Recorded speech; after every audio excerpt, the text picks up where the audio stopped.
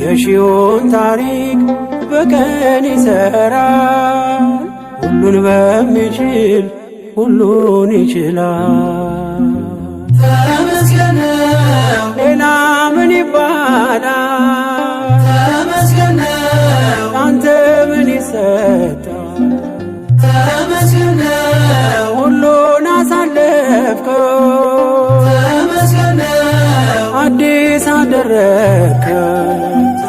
ተመስገን ተመስገን ለምስጋና ስላሰባሰብከን እግዚአብሔር ተመስገን።